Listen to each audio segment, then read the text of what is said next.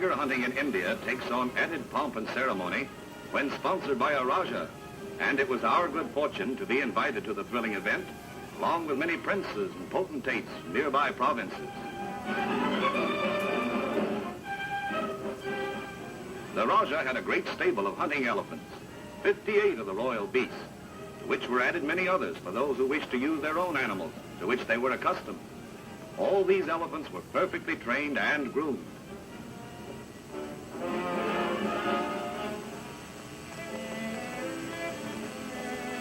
The start was made near the edge of the Gir forest.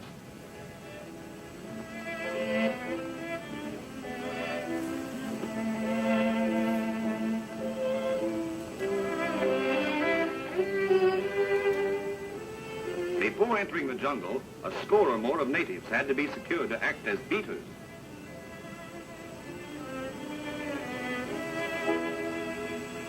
These beaters live in small native villages and are known as crows. They are religious thieves, and wickedness is their creed.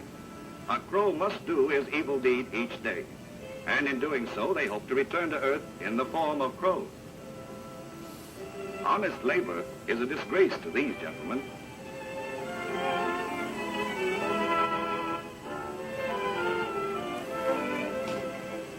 If any work is done, the women must do it.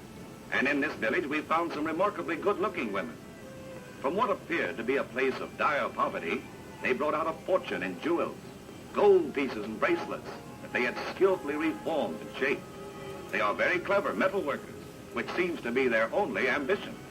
For one of their beliefs is that if you are good, you have no ambition and you'll never be a success.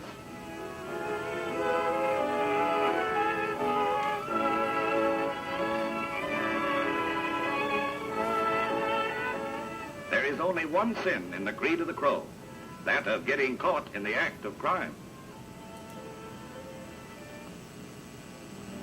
We gathered our beaters and started for the jungle and adventure. There are few lions in India, and the capture of one is a rare event. But crows had reported one having been seen in the vicinity a week before, so we had hopes of at least sighting him. Our sagacious elephants carefully picked their way through the tall weeds, where footing was dangerous.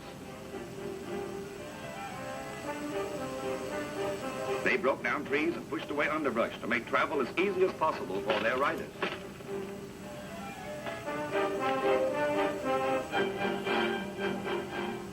The big beasts were now stretching out in a long line, gradually forming a great circle 4 miles in diameter. Progress was slow because of the jungle grass, but at last, 2 striped monsters were sighted. On we went, hoping to drive the tigers into a dry riverbed, which formed a natural depression, and where it would be possible to capture them alive. Special instructions had been issued by the Raja that no tiger or lion be shot unless human life was in danger. The object of the hunt was to drive the big cat into a place where he might be trapped.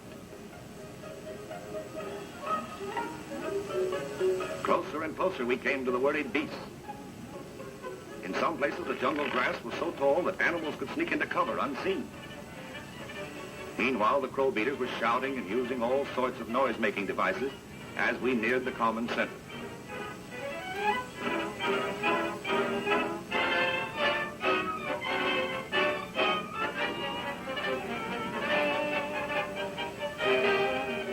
One of the tigers threatened us. Human life was in danger. It might be necessary to shoot, but remembering the Raja's command, the hunters held fire.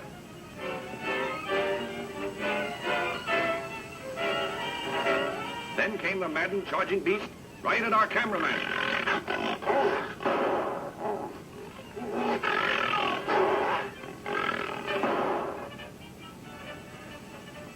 He was a big fellow, but all fight was gone out of him now. Soon the great circle of men and beasts had narrowed into a comparatively small area, in the center of which was the big pit.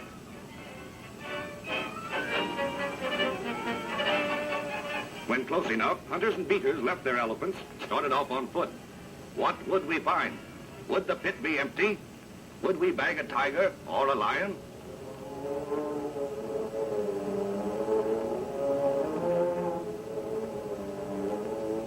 Now we were in dangerous territory. vulnerable to unexpected attack if we did not succeed in our drive. But luck was with us. There was the striped killer. And to our amazement with him, His Majesty, the King of Beasts, over 1/4 of a ton of fierce fighting machinery. A tiger and a lion, snarling rivals for jungle supremacy, had been caught together in the circle. Both champions of their kind, evenly matched in size and weight.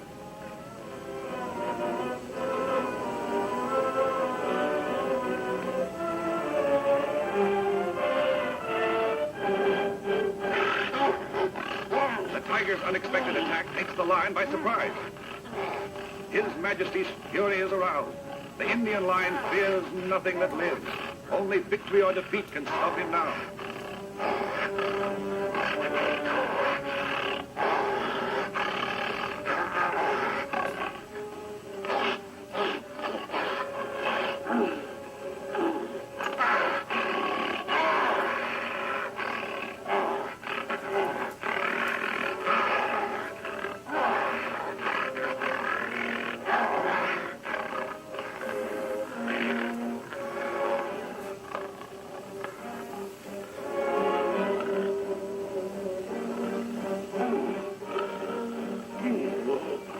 The tiger tries to escape up the side of the pit, but there is no escape now. The two are destined to uphold the law of the jungle.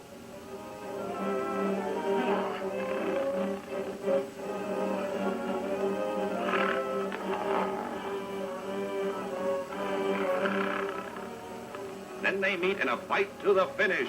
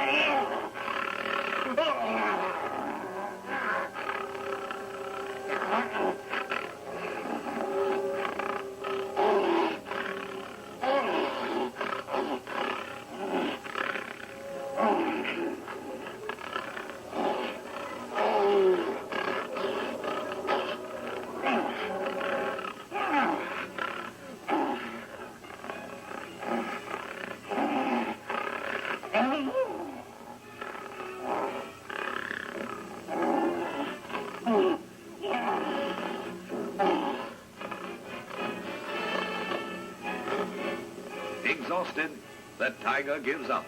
He has fought his best against the roaring monster.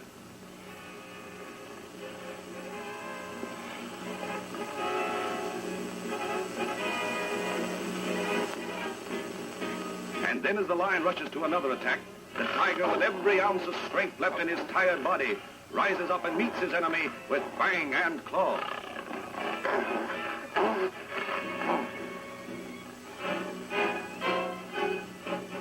Hunters and crows alike had witnessed a tragedy seldom, if ever, seen by man before.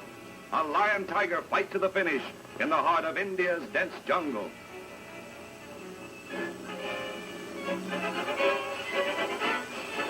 Because the tiger had put up such a splendid fight, the Rajah ordered him pulled out of the pit and caged so his wounds could be attended.